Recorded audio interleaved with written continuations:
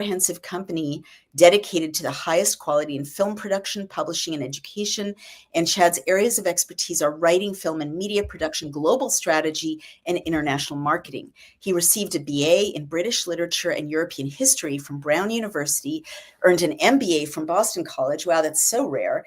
And is pursuing a Master of Science in Advanced Management and a PhD in Technology and Strategy at Peter F. Drucker and Masatoshi Ito Graduate School of Management, Claremont Graduate University. My goodness, it's so rare that I meet someone deeply trained in British literature and history and also an MBA. I don't think I've ever seen that exact bio. And did you finish your graduate degree since we last spoke? No, Master's in Science is done, and now I'm into the PhD program. So, congratulations! So I'm very excited. But I had my last class on Wednesday, so I'm like, whew. And I know you've been there, so it's like to that last class, it's like so heavy, and it's like I gotta admit, this semester was brutal. So, wow. And so, what is the goal of getting a doctorate at this stage in your prolific career and life? Sure, yeah, no, that's a great question, and it's like I love learning, as I think and hope we all do, and we're never finished, right? And I love education, and I love the challenges of education. And so for me, like it's great, like why do a PhD? Because it's like a lot of people are doing it for a lot of different reasons, and quite a few people that are in my group are a little bit younger, in their 40s and stuff. It's an executive program, which is key, so it's phenomenal. I mean. There's literally people from around the world are in my class. You know what I mean? It's like one guy that's an ambassador to a country, and I'm like, wow. But what it does is it gets me out of my comfort zone. I could be excelling as I do with Britfield, but I'm still in my own bubble. You know what I mean? And I'm doing my own things, running my own company, reading my own literature, and suddenly I'm forced, if you will, into a new environment and with people that I'd probably never be with. I'm hearing different discussions. I'm learning topics and subjects. I did a strategy class on. Did a strategy class, and we did something like 7 or 8 Harvard case studies. And I'm familiar with that. I did that in my MBA and master's program, but it was just great to come back into real time. We just did Tesla, what I mean? And it couldn't be more relevant. I remember we did Starbucks, and it was, and it brought us up to the current time. This is about maybe 6 weeks ago. And they say, and so the discussion is what's the next steps with the new CEO? And then literally like within a day, the announcement was made with all the layoffs and stuff. So it's just, and it's interesting. And you could sit there and say, and then we did Gucci. And it's like, I don't really care about Gucci, but it was fascinating, the whole story, and then watched the movie as a recommendation by the professor. And you could sit there and say, what does Gucci have to do with Britfield? Well, it makes me think about products, because we have a whole product and clothing line that we eventually want to do. I didn't know that you branched out into clothing. Congratulations. Well, no, we haven't branched out. It's what we want to do, right? And we've been building on a tartan brand and things like that. We can talk about that if you want to. But I mean, it's interesting, and it pulls me out of that comfort zone and forces me. And I'm learning a ton of stuff about AI and technology that, I wouldn't, because you're not going to use what you don't need. And these discussions are going on all the time, especially in education. I know that's a hot topic, meaning, you're having kids that are writing their own papers. How can you gauge it? And all of that. And the research and what's acceptable and what isn't acceptable, and all these debates and ethics. And I mean, yikes. So it's good for me. It's healthy, and it just keeps me sharp. And literally we're building, with the Britfield brand, it's a dynasty. We're building the Britfield dynasty, and that is. Oh, really? Have your kids joined the family company? Is that what you mean? No. A dynasty would be a conglomerate, an empire. Yeah. And so it's not just books, you know what I mean? And like people don't realize that. And this is 10 years in the works, and this is our 7th year. Oh, congratulations. 7th year as a soft release. Next year we're going global. So it's a big enterprise. Yeah, it's a global enterprise. We can talk about it because it's fascinating, all the ins and outs, and we could definitely dive into literature, which I love. But there's a lot to it. And it's like, for me to be the captain of the ship, there's just, I need to challenge myself and learn new things with management and leadership and strategy and all those kind of things. And so then it's a great question. I know it's a long answer to it, but there's a lot of reasons for it. None of it because it will accelerate me to get a better job, because a lot of people that are there want to get back into teaching or take it to that next level. Others, need it for their, executive career, because it's so you get a PhD and it's like, boom, you get a big bump and for me, it's none of that. You know what I mean? It's just the challenges of it. So. Well, that's so exciting. I have to say, I went back to school at midlife, as you may have referenced, and I was actually in a program in which I was sitting with 21-year-olds and 24-year-olds. And That's tough. I was able to absorb so much more as an older student than I had been when I was busy being 18 and 19 and 23, with all the life challenges that earlier life stage creates. It's a wonderful thing to do. I highly encourage absolutely everyone who can manage to go back to school at midlife or later. And there's so many ways to do it. People I live in New York State most of the time, and people are really unaware that there's free college for New York State residents in the CUNY and SUNY systems, free college, and lots of free extension courses, online courses, highly, highly recommended. People stop learning, and it's so toxic.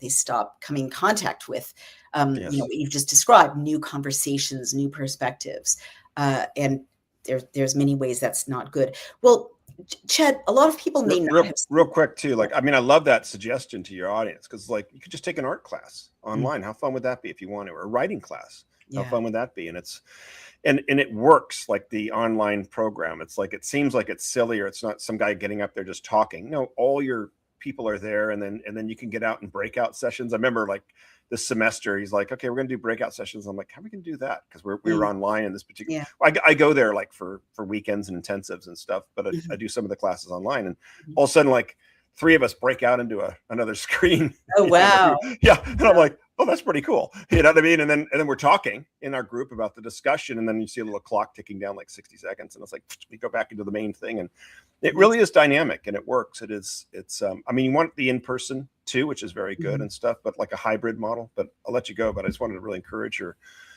audience. I mean, why not? Anything that you've ever been interested in. Yeah, it's good to hear. I mean, as a humanist, I was initially very unhappy about distance learning. And of course, no one should be forced to never be in a classroom. But I do think, humans and technology have evolved together since the introduction of online learning, so that, a hybrid model does kind of make sense in a lot of ways, especially for people who have families or long commutes or, other jobs. And we are in a golden age of education in a way, if people want to make use of it. So let's go, before we go any further, it's so fun to dive right in, but a lot of people may not know what is Britfield. So could you briefly recap what Britfield is? And then I have very specific questions about children's literature particularly. Oh, I love it. Yeah, I'm real quick. I'm originally from Newport Beach, California, back east, Wellesley, Massachusetts for 16 years. And you already mentioned in my undergraduate in British literature, European history, which really laid the groundwork for my eventual book series. And then actually was worked for 3 Fortune 100 companies. I was an investment banker in New England, out of Boston. And then it was about 12, 13 years ago, I got the idea for Britfield and the Lost Crown, the first book. And I was at this boring seminar, Providence, Rhode Island. I think it was insurance. And I started to drift and doodle. And I doodled a little circle, 3 lines, a basket, a boy and a girl. And I wrote the boy and the balloon. And that was kind of the beginning of this idea. And I thought, boy, that would really be fun for a story. And it was very important that it takes place in present time, because we know that the entire industry is just saturated with heightened fiction, witchcraft, demigods, superheroes, everything and anything except reality. And I think it's great to write a book that's based in reality, current time, that children and adults can frankly relate to. No one's ever going to relate to Harry Potter. And we'll talk more about that. But so I sat down, took me 4 years, 2,500 hours just to write book 1, Britfield and Lost Crown. And then we officially launched it in 2000. And then 10 years later, we officially launched it in 2019. And since then, it's become one of the most awarded books in children's fiction, and really a national bestseller. We're in about the top 3% of all books ever published, and we're just still in our soft release phase. And a lot of people don't quite understand that. And everyone's different. 3% of books ever published. We're talking about like the Bible, and within the same time frame. Yeah, that's extraordinary. Because a lot of them take a long time. I mean, we've already outsold within the same time frame. We've already outsold Ian Fleming's first 3 James Bond books. Holy cow! But it wasn't until 10 years later with the first James Bond movie, which is really, I look at movies as $100 million marketing campaign. And the same thing with Roald Dahl. We've outsold his James the Giant Peach and Charlie Chocolate Factory, because it takes decades for these things to become what they are, Right. And so, we mirror it. I mean, I've been studying literature, obviously as a British literature major, but I've been studying it for the last 8 to 10 years, because I've come back into it as a writer, and I've read all the biographies, which is fascinating because I'm always interested in it. I just finished Mark Twain's 1,000-page biography about a month ago. Wow. And it was interesting to learn that Mark Twain wasn't written for, Mark Twain, Tom Sawyer wasn't written at the time when he was writing it. It wasn't written for children. It was written for adults. Really?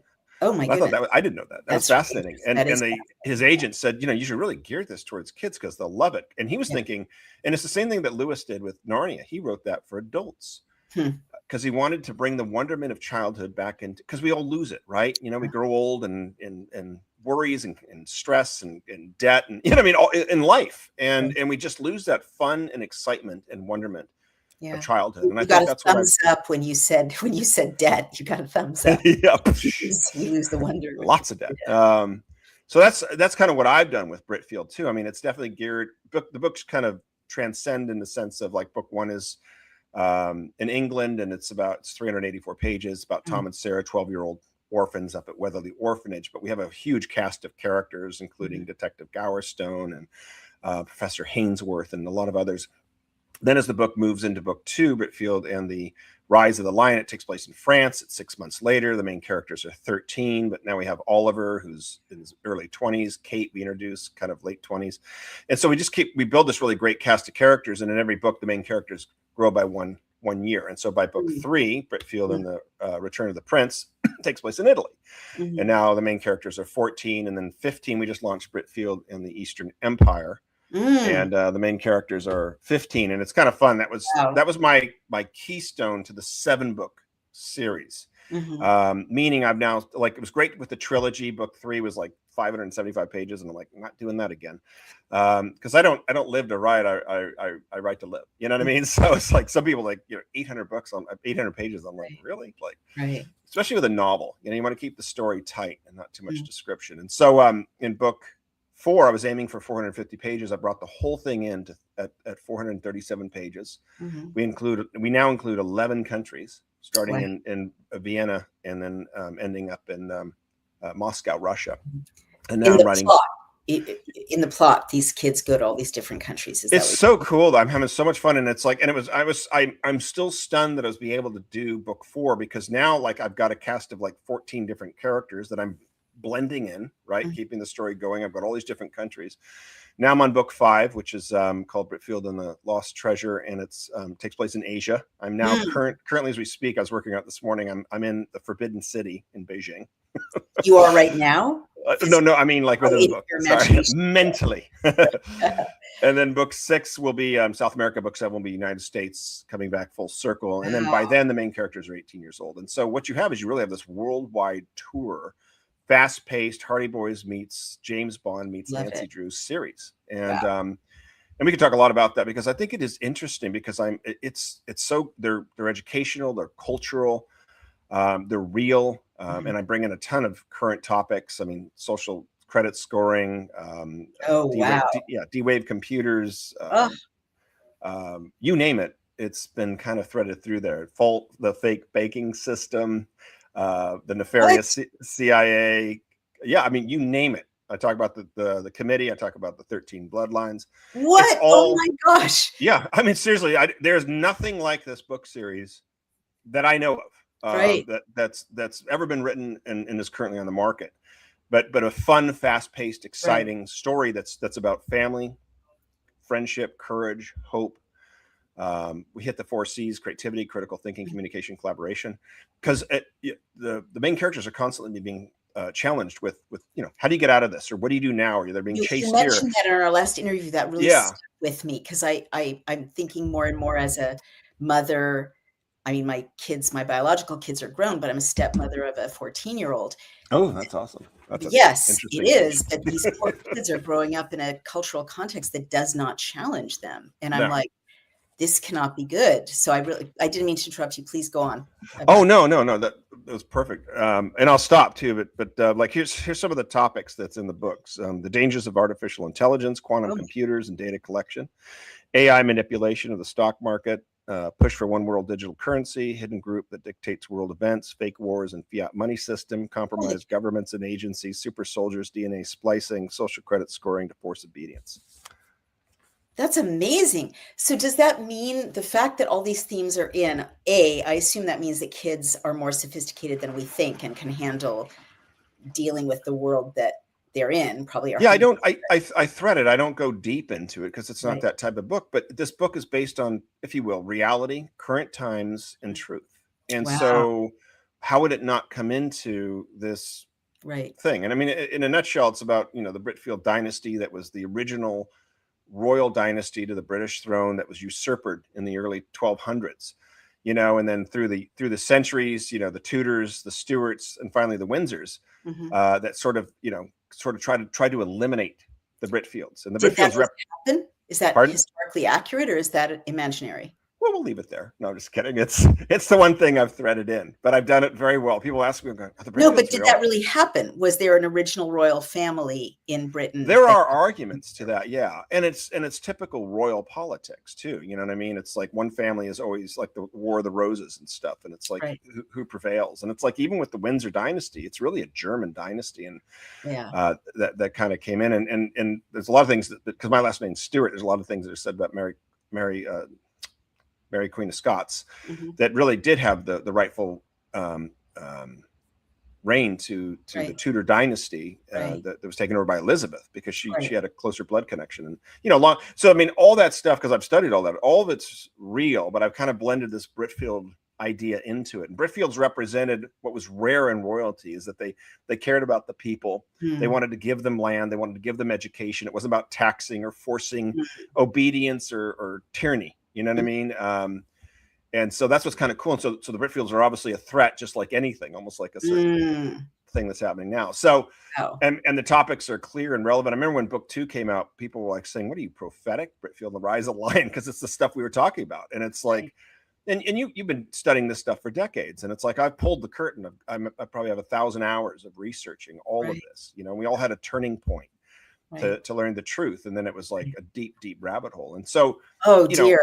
Uh, yeah, no, I mean, Chad, I'm saying oh dear because I have a couple of friends who are rabbit hole researchers, right? And they always end up with the 300 families and the bloodline and like an occult cult running everything in fake history. And I want, and one of them, I'll just say his name, Josh Stileman, he's writing Substack essays. I always want to not believe them and dismiss it as crazy, especially because I love the idea of organic history. I love the history that sure. I was trained in, which is apparently fake. But um, then he comes up with these absolutely impeccable sources, and then I can Yes. see it happening in real time. History is being manufactured. Yeah. So going back to you and your books, I guess what I will say is it doesn't surprise me that your books are such a gigantic success because this material reality of like the people behind the events, the pulling back the curtain, the manufacture of history, the funding of both sides in World War II, the Yeah. right, I the talk about that too. I believe it. I Um, touch it, but I just it, touch on it.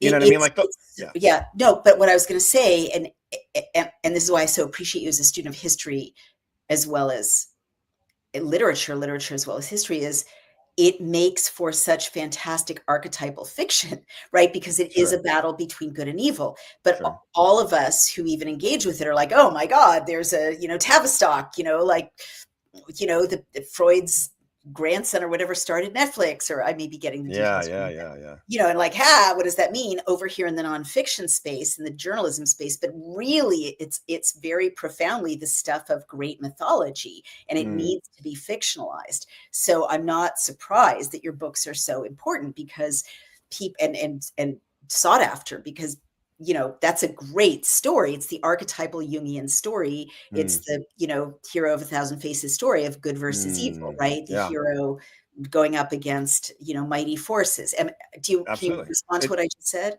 Do you It's the understand what most recent Star Wars. To me, I I was hugely influenced by the first Star Wars, and I think oh, most interesting. of us loved it. And so really, to me, I look at Britfield Lost Crown as the relaunch of the Star Wars. Huh. Everything you just said, it's the triumph over tragedy. It's the little guy. It's the David and Goliath story. It's the 3-act structure. It's the hero's journey. It's Mhm. everything that went into Star Wars: adventure, characters, a little bit of humor, mine's just not in sci-fi. It's just Right. present, and But, it's everything you said. So you're right. I mean, it's the story in and of itself is fictional, right. meaning Tom and Sarah and all of that, but all the locations are real. The And history's real, the struggle's and real, the history's real. So yeah, good two versus evil. questions, if I may. Of course, I'm going to order this series for my 14-year-old. Are your readers' parents self-selected? Like, are they MAGA or crazy conspiracy theorists, quote unquote? Or do you have a general readership? Like, are I people have a yeah. It's a world. The book was always designed as a global series for all demographics. So it really doesn't matter what background or religion, because Mhm. there's not an agenda in the book. You know Right, what I I mean? They're understand. just fast-paced adventure series that are fun. About, I mean, who doesn't love about family, Mhm. friendship, loyalty, courage, and hope? I mean, Yeah. those are the five pillars, and the And number do one people, most I mean, we important theme talked about, is family. Yeah, go ahead. sorry. Do people buy your books? And of course, I can't wait to order them. I think it's so timely that we're having this conversation before Christmas and Hanukkah, because just in time to order, excuse me, this series for your beloved children or the child in you, in time for the holidays. But do people say to you, and I know we touched on this a little bit in our last conversation, I really love your books. I want to give them to my son or daughter because they're so hopeful and about virtue and character, and they Yes. teach resilience as opposed to the horrific nihilistic material that's targeting kids now. Absolutely. Yeah, I would, it's the feedback is always mixed in a good way, but I would say the majority of it is just it's like thank you. You know what I mean? Finally a clean series, or finally a book series I can get for my kids, or I can recommend to my kids. Or I just got an email from a woman last week, and she goes, right now I'm reading book 4 with my nephew. Will there be a book 5? You know Mhm. what I mean? And it's just, That's so and you get a nice. lot of that where like the parents are parallel reading with their kids, and I love that. I mean, things are That's happening with Britfield that, again, is unintentional. I could have right, never imagined that we'd have an impact on even literacy, because there's a right. lot of reluctant readers, mostly boys, that have never read a novel, and librarians or teachers are recommending Britfield, and it's the first book Mm. they have ever read cover to cover within 3 days. Oh my gosh, that's so And wonderful. I'll be honest, I mean, I wasn't a big reader when I was younger. You know what I mean? Like, so I relate to that until you find something that you like, right? We all have that book that just brought us into that. And a lot Yeah. of it is the writing style. And we could talk a little bit about that. We might have talked about that before, but to finish your question is, Mhm. yeah, I mean, it is, it's the purity of the story. It's that it's fun. There's no compromise in it, Mhm. right? Oh, here comes this agenda, or here comes the Right, witchcraft aspect, right, or here right, comes this weirdness, you know what I mean? Or this, right. and it's like it's just being forced and forced and forced down everyone's throats. It's not popular. Mhm, People don't want it. They're mhm. starving for good family content. Period. Right. We got an 85 to 90% gap for family friendly content. Oh my But gosh. but when you have right, but when you have 6 organizations that control 94% of all the garbage that's out there, it makes it seem like it's mainstream. It's not What do you mainstream mean? at all. Yeah. Yeah, what do you mean by 6 organizations that control, are you talking about like Disney, Yeah. Media Comcast? companies that control all of it. I I mean, see, I yeah. see. Wow. So let's let's go into this, all right? So I literally can no longer watch Netflix, or even Brutal. Disney. No. I can't. I mean, Brian and I are watching a series, and I'm keeping note. It's like the 7th or 8th time in this Netflix series that there's been, and I'm seeing this in like rom-coms, I'm seeing it in Yeah. thrillers, I'm seeing it everywhere, where there's a scene that's gratuitous that erases the sexual boundaries between adults and children. I'm seeing that over and over. Or Sure. there's, a weird scene of a mother walking in on her naked teenage son, or, you know, falling on him in an, intimate way, or Yeah. adults tickling children in a way that's too Oof. creepy and intimate in Yep. bed, or, you know, just nudity, or a Hmm. lot of scenes which is funny, which are supposed to be funny, of really graphic sexual material finding its way to a Sure. Girl Scout troop, and the girls reading it, their eyes, bulging, and and it's like not even called for by the script, and I feel like it's grooming and it's intentional.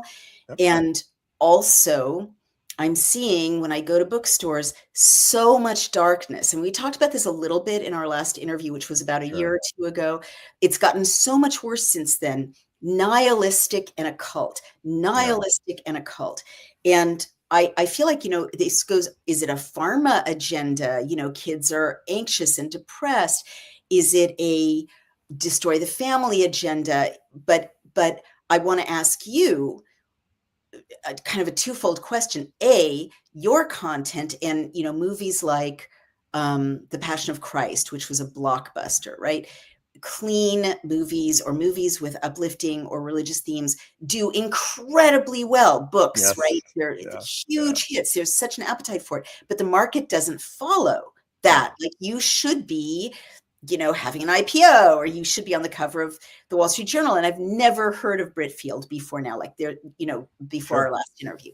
So that's weird. Why doesn't the market follow? And why is this dark material being directed at kids?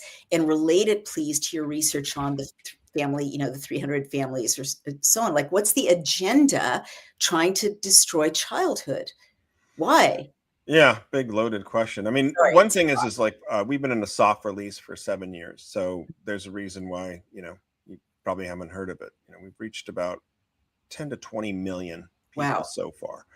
And again, it's building the brand. And again, as I said earlier, people can't understand. It's almost like the same thing with Amazon. Not that I'm an Amazon fan per se. I'm just saying they built their model, for years, and they were in the red. It's all these great companies, Ralph Lauren. And again, as a business person, I've studied all their biographies. There is no overnight successes. It takes 1 to 2 decades. And so we're not just trying to sell a couple of books or sell 10,000, which we did a long time ago.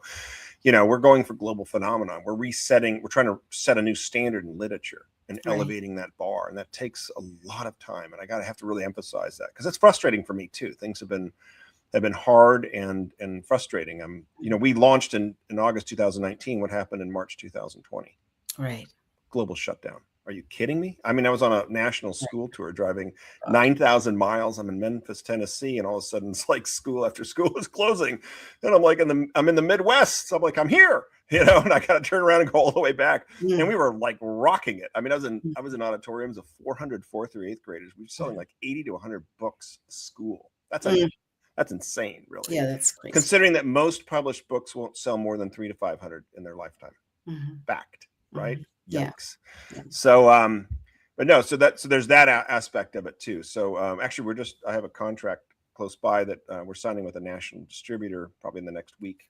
Congratulations. Which is great. And again, that's been in the works for over 24 to 36 months. I've got a wonderful literary agent. She's been around for 30 years in the industry. We're just at the Frankfurt Book Fair in October. And we've got 18 countries interested in the international rights. Wow.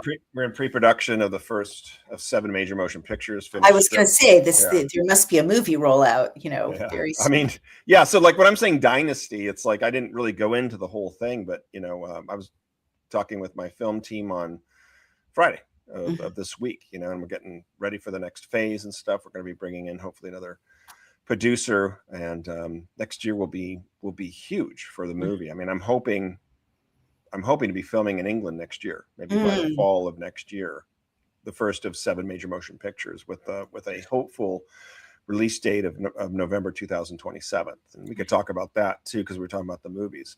We've got 2 television programs that we have in development right now. We've got products that we're working on. I looked over there because we've got puzzles, and we're working on a board game. We have one of the largest board game manufacturers in the world that's interested in the Britfield board game. I've got, through my agent, we're in talks with some high level tech guys for the online board, the online game version. You can almost imagine what it'd be like coming into the world of Britfield, which would be exciting because it'd be so visual and beautiful, but it's not weird. It's not like throwing grenades and slicing people, and stealing cars. It's just like it's clean and it's fun and it's interesting and gorgeous and pretty pictures and stuff. So yeah, so we have a lot coming along, but yeah, it's been around for centuries, from the dawn of time. It's always good and evil, and you do it. It's not, nothing is by accident, and Netflix is like I can't. I remember it's like I used to get them, with the DVDs. You remember that, like way when they started and stuff, and I thought, okay, cool, whatever, and it was getting in the mail and thing, and then they did their first thing. Which was a relaunch of a British program with Kevin Spacey, of all people, right? Interesting there, connection that he was your chosen actor. House of Cards. And it was interesting. I thought, I was really enjoying it until he got into the weirdness and stuff. And I'm like, all right, whatever. And then I started like and then Netflix was making their own productions, and I'm like, oh, cool. And it's just like what you were going through. It's like, huh. You know what I mean? It's like really cool series. In fact, I remember one with Kiefer Sutherland, like Last Survivor or something. Remember, like where the entire Congress is taken out, and it was a really good series. Like, or started out it, and it was very interesting. And then it was the opening of season 3 with the most disgusting, vile scene. I didn't. You'll have and to. I won't go into it. And I'm can you, like, generally say what kind of vile, disgusting scene? 2 men nude on a bed. Oh, really? I mean, like, just like sick. And I'm like, okay, I'm out. And guess what? Gee, the series tanked. And that was it. Could have gone on for 8 seasons and stuff. So the entire system, most of it, is designed for that. You know what I mean? You'll have a great cast. You'll have a really interesting story, wonderful cinematography and production quality. And it's the whole thing is designed for that sex scene, for the mom walking in on her son, for what does that serve them? I mean, if it was market forces, they would have thought, we lost half our audience with that graphic sex scene. That's their agenda. That's their focus. That's their religion. But why? You need to tell me why. If you've studied these, history and secret history and manufactured history and the 300 families, what does it benefit them? Okay, I'll just say this. For the first time in my life, I saw and I was shocked, a graphic male homosexual orgy scene in a series that was nothing to do with it, last night. And I'm like, no disrespect to gay men. I'm not interested in this. I don't want that image in my brain. I try to avoid pornography generally for other reasons. Sure. And, this had no warning. It kind of said, but it's very hard. Like, everything's got language, everything's got sexual content, right? So, but if it had said graphic orgy scene, I would have been able to watch a true crime show that night. I don't need the orgy scenes in my brain. No, and those images stick. And they do. And so I guess what I'm trying to say is, why, if it's not market forces, what is the agenda? What's the occult reason? What's the energetic reason? What's the historical reason, the political reason that there's this enforcement of not just graphic sexuality, but really a focus on adultery, infidelity, orgies, perversion? And, and I'm not saying male homosexuality is perversion, but it's weirdly, the focus is on hateful, bondage and also just these inappropriate erasing of boundaries involving minors. Why? And when I say involving minors, that show, is with no warning and you have to be 18 to enter, is going to be clicked on by all kinds of 12-year-old girls and boys at slumber parties. This will be in their brains. I mean, my 14-year-old stepson says you can't escape it on your phone. You cannot look for it and it just pops up. And it's what are they after? What are they doing? Yeah, and I mean, I don't want to get into the whole metaphysics of it all, but I mean, there's good and evil. There's God and Satanism. I mean, and whether you believe why in is Satan using that? Why are they targeting hate? Okay, Satanism or Satanists, those that are part of the cabal, the cult, that are basically in charge or running the world, if you will. And this goes back centuries, and there's just plethoras of research and information. You'd be blind not to see it. But they hate God. So if they hate God, they hate everything that God is. They hate the family. They hate things that are natural. So they want to bend and twist. And what you're seeing with Netflix is a great example, and a couple of times they got, remember those little kitty twister things or whatever that were out there, and they got a huge backlash. And so they pulled it. What's a kitty twister? What is that? Oh, wait, not twister, but it was these 13-year-old or 14-year-olds doing these really erotic dances. I forget what it was called. It was on Netflix, and they launched this, might have been last year or something, and they had a huge backlash. And so they kind of pulled it, and you'll see it. This is what the enemy does. They'll keep turning up the heat. He's trying to get away. He's trying to normalize it. Right? They're trying to normalize it. Trying to, everything is a false narrative, really. You know what I mean? I mean, everything there's no difference between mainstream media, politics, and Hollywood. They're all one and the same. It's all one big show. It's all big one theater. I mean, these guys that are billionaires haven't worked a day in their life. They don't know jack diddly. I mean, you can bring in other people to talk about any of it. Facebook, it's like you think some little geek and from Harvard would figured out this thing and they're working really hard. And give me a break. That was a $500 million DARPA project that we paid for. Right. That the day that ended, Facebook was launched. I'm giving that as one example. And Tesla. It's like, do your research on him. You know what I mean? I mean, where'd this whole thing come from? Where'd these millionaires come from? Where'd all this technology come from? So I don't know. What are you? You can't just leave that hanging, Chad. You have to finish the sentences. Where did it come from? I'm asking you. I don't want to go down that road right now. But anyway, I want to answer your question. So, all right. But I mean, there's a story. There's a story behind everything if you look for it and find the facts. But I wanted to come back and answer your question. So answer the question about why kids are being targeted with the normalization of their having no boundaries. Like, why are boys being put in girls' dressing rooms? What, like, how vile is that? How disgusting is that? Disgusting, how upside down? Yeah, call it what it is. Call it what it is. Your subject, right? Like, people want your book because it's not that. So exactly, there is an opposition here. Tell me about that opposition. Why is this world being created for kids that's so sexualized and dark? I think for the reasons that I said, it's those that are in control, and that's their agenda, and that's their beliefs, and they hate everything of God. They hate everything that is clean and natural. And so, and they won't stop until they're stopped. They'll keep going. They'll keep pushing that limit. Think where we are right now. And, like with just the stuff that's on or normalized. And when I say normalized, quote unquote, and where we were even 10 years ago. Oh, it's shocking. You know what I mean? Target saying, guys, you can come into the women's bathroom. Are you out of your freaking mind? And that's had a huge backlash to that little Target place. Right. But you know what I mean? I mean, it's just sick. It's just disgusting. It's vile. So call it what it is, because it is. And so that's their kind of agenda, and they'll kind of keep pushing it. Now there's a huge backlash now. I'm excited about now. I know there's a lot of darkness out there and stuff, but this is the thing. I think a lot of things are happening. I think a lot of things have been happening. I think for the last 3 to 4 years, millions of people have woken up to what's going on. I think the curtain's been pulled. The worst thing that the enemy gets is light. They like to hide and do their deeds behind. They're not doing them anymore because they've been exposed. Look what's happening right now. Look at people that are coming out, like, just saying it. You know what I mean? Like, I'm talking politicians, like, pushing for this, or hey, it's okay for drugs to come into the country, basically. I mean, it's like, are you out of your freaking mind? Like, it's okay to have an open border, so anyone that wants to come in. Are you out of your mind? Right. It's okay to take your tax money and buy a home for illegal aliens, but make sure that our veterans are on the street. Right. Are you out of your mind? Right. Totally. Are you out of your freaking mind? And I'm telling you something. I said this before. There's a reckoning coming. It's already here.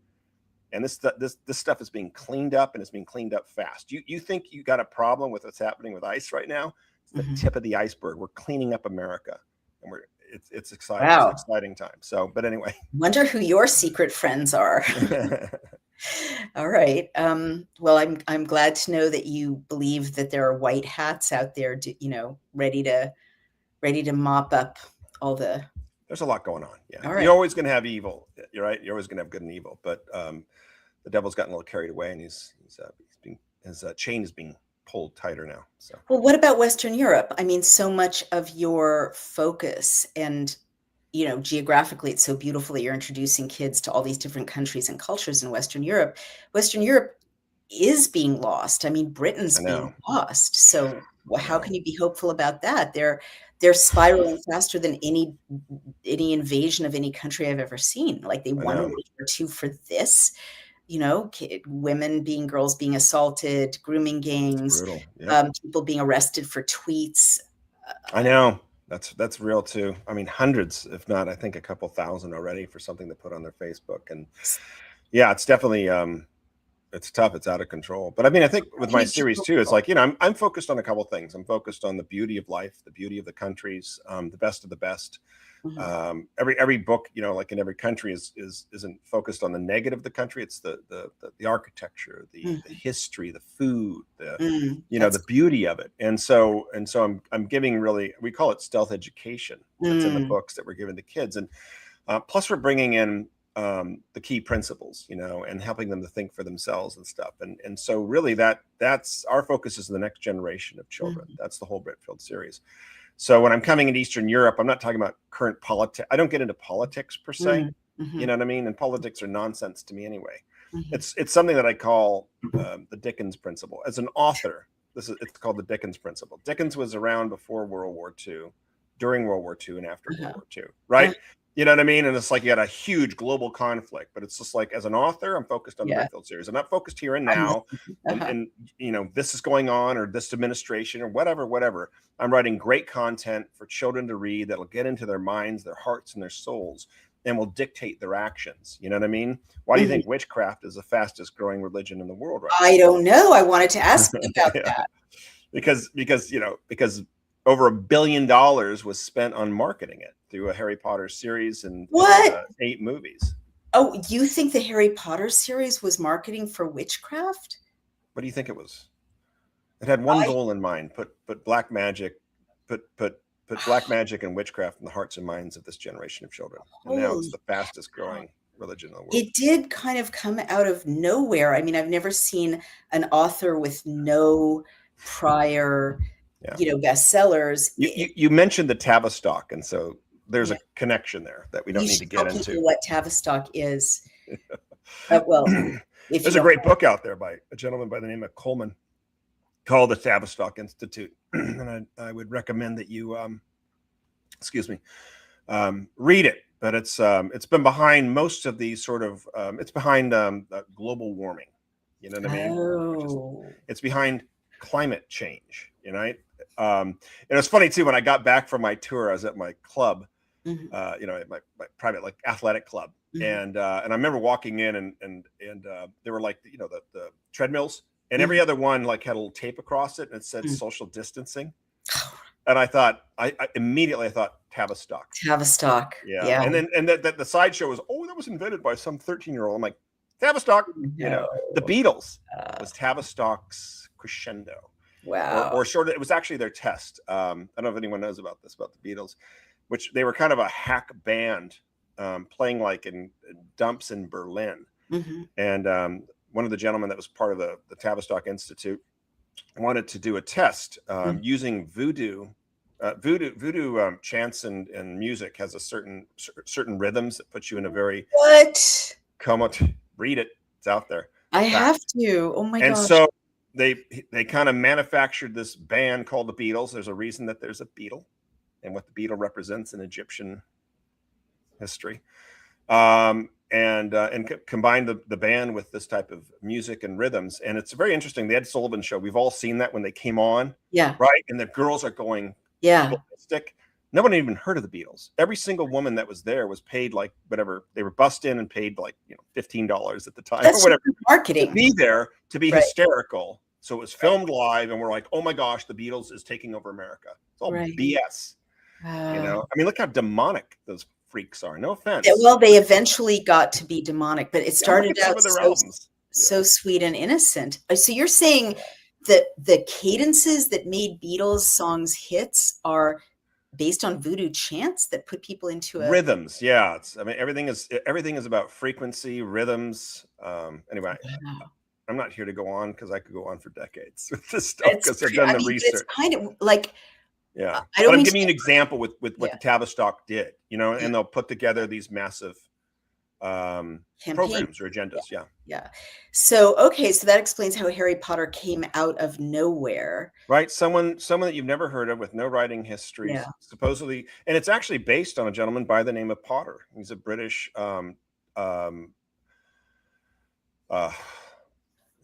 multimillionaire and occultist. And he wrote these stories. They reference it. It's so funny. If you ever seen that movie, did you ever see that movie about the guy where the power was shut off in Britain or something like that, and it reset, and for some reason everyone had forgotten the Beatles music, and the guy was kind of a magician. It's a cute story, and he starts to sing the song, and they're like, "Oh my gosh!" He goes, "That's amazing." He's like, "What are you talking about? That's the Beatles song." And they're like, "The Who?"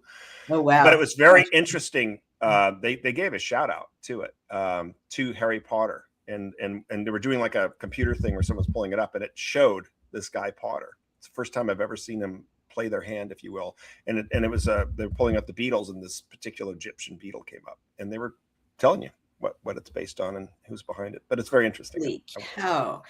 Okay, well, I mean, I could go into rabbit holes upon rabbit holes because she's a spokeswoman against the trans agenda, but That is interesting. Yeah. promotes the trans agenda. Let me ask you this. We had the nuclear family for hundreds of years, including right up until about 1964, 1968 Sure. in the West. 60s was a key time. You know what I Right, mean? but They why took did prayer out of the school. They took, yeah. I'm sorry, if these people are so powerful and hate God and the family so much, why did they allow, 60 years post World War II? Well, that's probably too long. 30 years post World War II of, intact families, open civil society, church worship. Why Well, let I mean, America was founded on biblical principles. These guys aren't invincible by any I see. means. You know So what I they mean? hadn't gotten powerful enough to target the family in the way they have recently, until recently. Yeah, think about it. Think where we are in the 1950s versus where we were in the 1980s. You know what I Right. mean? Or even just the 60s. And you But can trace it all back to the usual suspects and right. the ABCs of the organizations and what they did and what they brought in. And So what led them to so, get so powerful? Because before you answer that, in our last few minutes, I'm just thinking about the literature of childhood, really right up until the turn of the last century. It was bunnies, it was happiness, it was sure, cute stories, it was a more innocent world, a happier world. Even Disney, Mary Poppins, sure. it That was was things fun, wasn't it? were Yeah, out there. There were norms were upheld. Like the world of childhood was better than the world of adults in literature and culture until recently. Maybe unrealistically, but you would never give a child a book that would lead to crippling anxiety without some positive resolution, right? sure. So what changed for children in children's literature? What led these people to be able to poison the pipeline of children's literature in the last couple of decades? Again, too, it's if you did it all at once, there'd be an outcry. You know what I Right, mean? Meaning, and they would be chased out. They couldn't walk the streets. They'd be chased out of their office. But if you do right, it an inch by inch, month by month, right. month by month, that's how it is. It's the frog in the boiling water. You know, you throw the frog in and it's boiling, it freaking jumps out. But if it's Yeah. nice and warm, and then it gets a little bit warmer and a little bit warmer, and that's their agenda over the decades. It's very simple. Ugh, And it's not hard. It's not hard what they're doing when you have trillions of dollars, not right, millions, but trillions. And it's all make believe fictional money anyway. It's just right. digits. They run the system. You know, I you give me $1 billion, I'll have people walking backwards in California speaking pig Latin. I could totally do that. I could do that over 18 months for $1 billion. It's right, not that difficult, and especially when you own everything, just like you said. Where do you go? So it's a time of control. But it's interesting. I was thinking about you talking about movies like it's like how did we go from The Sound of Music mm, being an award-winning Oscar movie, and then Silence of the Lambs being an right, Oscar-winning movie? I mean, right, it's like right. yikes, you were Yeah, asking so like much. that What transition. And experience. I just rewatched The Sound of Music it was over Thanksgiving. It was a Mhm. great movie, right? Yeah, And it's like, oh my gosh, it was so good. It just right. fed my soul, you know. And Yeah, that's actually the fifth highest grossing film in cinematic history. extraordinary. I mean, what's fascinating to me of this whole conversation, and Baron Kidd says Chad is very high information, Thomas Althouse Matrix vibes, love it. So you're being well received. What's striking to me about this whole conversation is that this flow of money into culture and cultural production does not align with normal capitalist incentives and disincentives. No. And What the did other they do? What did they do after I always this is always my example. Like after The Blind Side with Sandra Bullock was made for $30 million and did 500 million globally. What else did what did the studio do next? I don't know. It was like a slasher film or you know what I mean? Like don't Yeah, I think we have something here. This right, family friendly right. feel Let's good not movie. pursue it. They Yeah. don't care that. They don't care about that. Hollywood was never designed or created for that. You know, to uplift, to encourage. It was little by little, little by little, little by little. But anyway, go ahead. Well, but it was always, I mean, in the first few generations, Hollywood responded to market incentives. I mean, I've never Sure, in my and you're right. lifetime But, seen, yeah, the other thing I've never seen in my lifetime is how does one memo, right, go, get replicated by Target and Walmart and Disney, and like it's all the same set of horrors. Do you see what I mean? It is. They're all interconnected. They're all part of the same They're part of the same cabal. batch of people. Yeah. And I was going to say too, what happened with the film industry was there used to be a thing called the Hayes laws.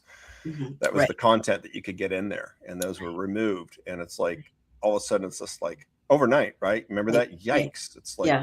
60s, but even early 70s, you start getting nudity, and Right. you get started getting these really just awful films. Right. Like, was it anyway, I mean, but even those you'd expect would follow market forces, and they don't. As you say, when there's a rare, I mean, I keep going back to you and your success. You know, you're able with your marketing background to be your own publicist. I think publisher. Do you publish yourself, or do you have a? We do. We built our own publishing.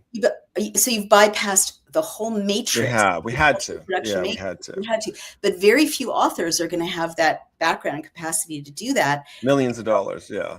I will just say, all the reason, you guys, I say this all the time, you get the culture you pay for. You get the journalism you pay for. True. You get the leaders you support. If you want independent, wholesome, educational, family-friendly books for your kids and for yourself, you have to support people like Chad Stewart. And you have to buy the Brookfield series. You really do. And if you want independent media, you have to like donate and subscribe to independent media. These resources take money, and you know, people are operating in a matrix of they can make the best, like Knopf and Little Brown should be vying, HarperCollins should be vying to approach you and acquire the rights to your series. And from what I'm hearing, they're not, right? How is that? Oh, well, yeah, we will never go public, and we won't sell. We don't need to. Right. So, I mean, but you see what I'm saying? They should be emulating you and having their own. That's not their agenda, right? And again, too, I get what you're saying. The question is answering itself, and right. Because I told you it was never set up that way. I mean, I just told you 85 to 90%. There's an 85 to 90% worldwide gap for family-friendly, clean content. Yeah. What do you mean by worldwide gap? What does that mean to you? Gap meaning it's not being filled. It's empty. It's out there. You go into Barnes and Noble and you look at the middle school or young adult. It's like you said. It's you want to kill horrific. Yourself. It's not balanced. You have a little Witchcraft over here, little Hardy Boys over there. Totally. It's horrific. Horrific. What about movies? How's the film industry doing as they're going bankrupt? I've said this for years on interviews. Hollywood's been bankrupt for decades. People don't realize that. You don't do a $300 million movie with another 150 million into marketing, and it does 250 at the box office. Right. You know what I mean? You don't rally from that. That's why they keep getting bought up. Long story short, Warner Brothers and Netflix. Yikes there. But anyway, a lot's changing though. A lot's changing. Even in Hollywood, they're being cleaned up, and a lot's happening up there. And you know, you can't sustain it forever. And you know, Disney's down 42%. Good. I mean, it's and good. You're damn right. And so, but anyway, it's so gross. It's so scary raising, you know, anyone under 21 these days. I honestly, I thank God my older kids grew up before the worst of this. And I worry every day about my stepson and his generation. We've got to protect them. You guys, we've nearly come to the end of our time with Mr. Stewart. What are your final thoughts, and where do people find you, support you? How do they buy your whole series in multiple copies? I love it. Yeah. I mean, the website, our Britfield.com website, award-winning website, is the best way to buy the book series to get signed copies. As of January 1st, you won't be able to get signed copies there anymore, because I'm done. I'm signing books this morning, actually, that I'm shipping today. But it's fun, and I like doing it. I'm just done now because we're so busy, and I'm going to be focused on the movie next year. So the website's great. We actually have Britfield and Lost Crown theatrical play. So yeah, which was designed for middle school and elementary schools. Love it. It's a 2-act 90-minute play, so you can actually purchase it there, download it, bring it into your school, bring it into your homeschool group stuff. So. But that's a great way to support us and find us on social media and all the most recent updates. We got a major trailer coming out that's exciting, and next year for us is going to be massively explosive. And did you give the website again? Oh, sure. BRITFIELD, Britfield.com. And it's fun. It's got over 400 pictures of Britain. It's got some of the interviews and literature and products, and it's a great website. I can't wait to turn my stepson on to the Britfield series, and I'm ordering a whole copy for him for Christmas / Hanukkah this year. Thank you, Chad Stewart, for this incredibly informative a shocking, important interview. You guys, again, support the creators who are creating good content for kids. I'm going to let you go, and then I'm going to thank our sponsor. Okay. Sure. So thank you so much, Chad Stewart. You guys, mind blowing. Look, not only are our cultural values in collapse, our economy may be headed to collapse. And you need to know this as well. Every major collapse has been preceded by the same 7 warning signs. Before the 1970s, there was stagflation. Before the crash of 2008, there were these warning signs. And now our sponsor, who would know, says all 7 are flashing red again for the first time in over 15 years. American Alternative Assets just released a free report called the Bellwether Signal, and it breaks down each of these signals and shows you how to protect your retirement and savings before the next wave hits. In times of uncertainty, gold and precious metals have always been the ultimate safe haven. Gold held strong in 2008 when there was a giant market correction. It surged during the inflation crisis of the 70s, and gold remains one of the few assets not tied to political manipulation or central bank policy.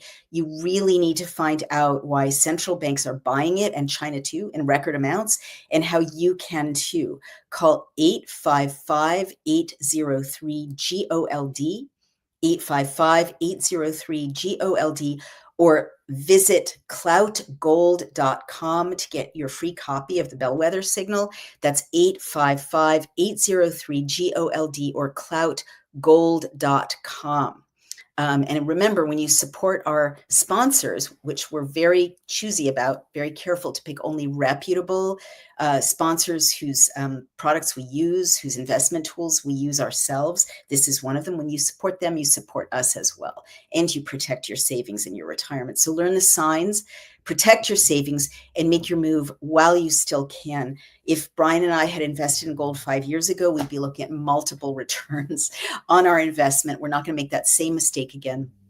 And that's 855-803-GOLD or cloutgold.com. Love you guys. Thank you for joining Outspoken. And, as I shared, we're getting the pod rankings every day on podstatus.com. And Outspoken is in the top 100 or 200 for news commentary or news in countries around the world, including Russia, Nigeria, Chad, Indonesia, also Canada, very close to the top 200, number 210 in the US. So keep sharing and supporting this podcast. Independent journalism brings you stories you will never hear. You would never hear that important story on the Wall Street Journal or the Washington Post, but you've got to support the culture you want. So please share, subscribe, support this podcast. You can do that over on Substack.